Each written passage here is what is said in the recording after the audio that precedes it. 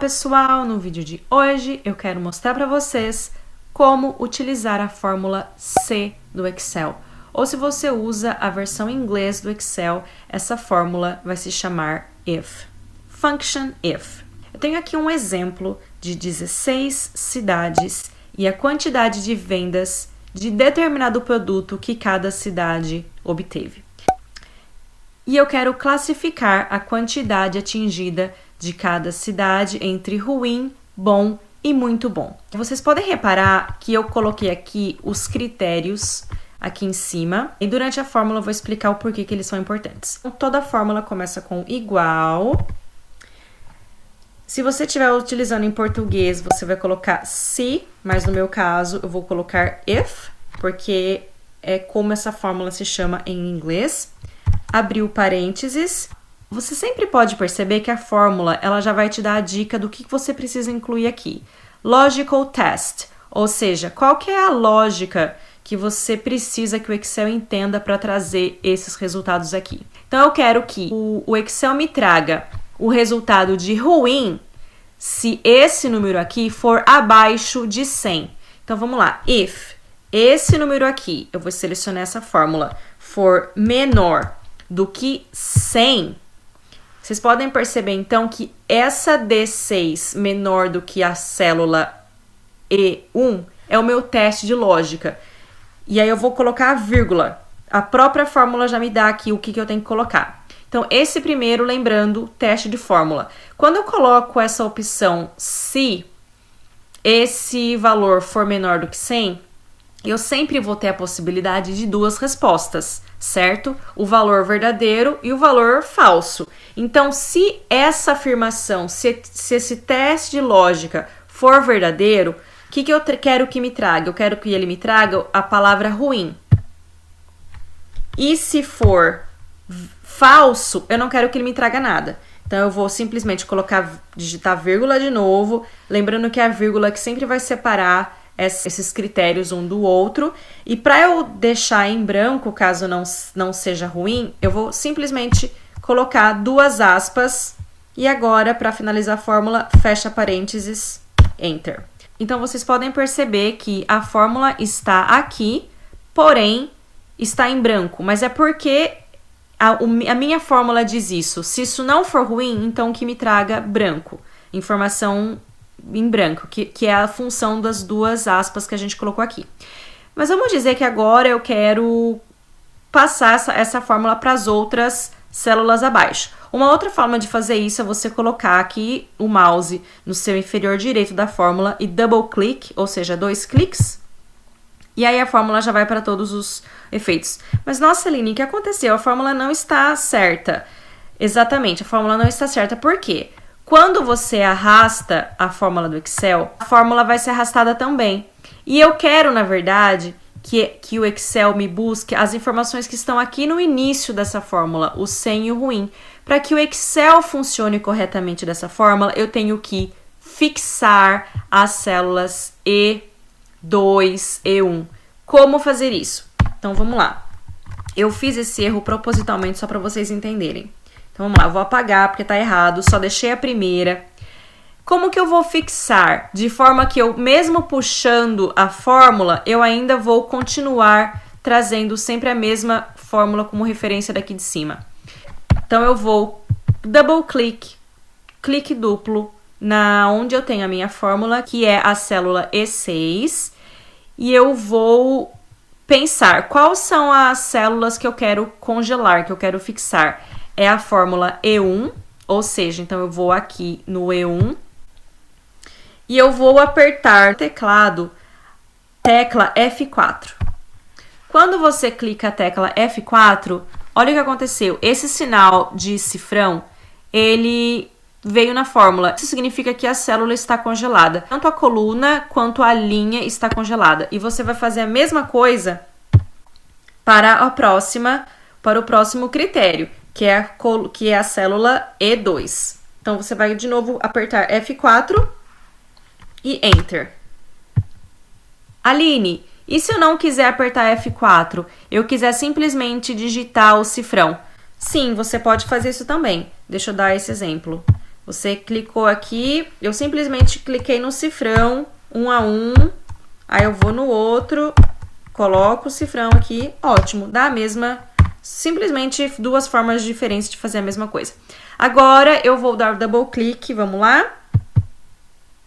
Olha só que beleza, pessoal. Agora a minha informação está correta. E mesmo arrastando a fórmula, vamos dar aqui como exemplo.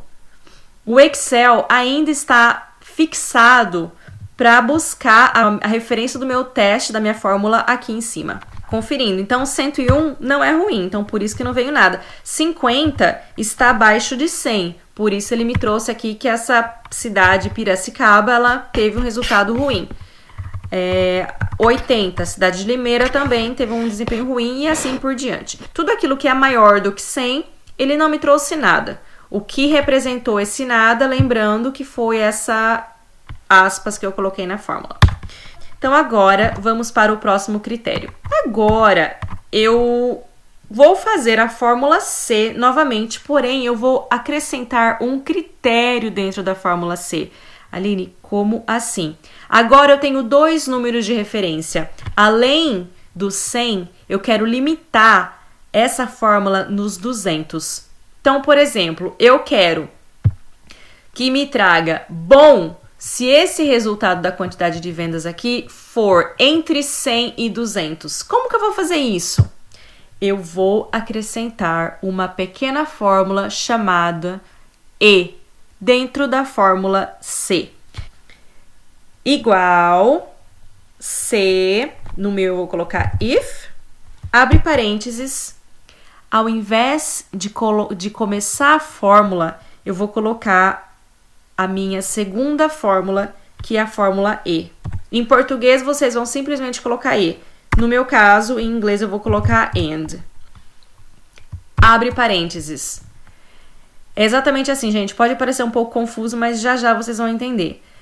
Eu primeiro vou colocar a lógica da fórmula E. Qual que é a lógica da fórmula E? Esse número aqui tem que ser maior do que 100 e, vírgula, esse número aqui também tem que ser menor do que esse aqui, 200.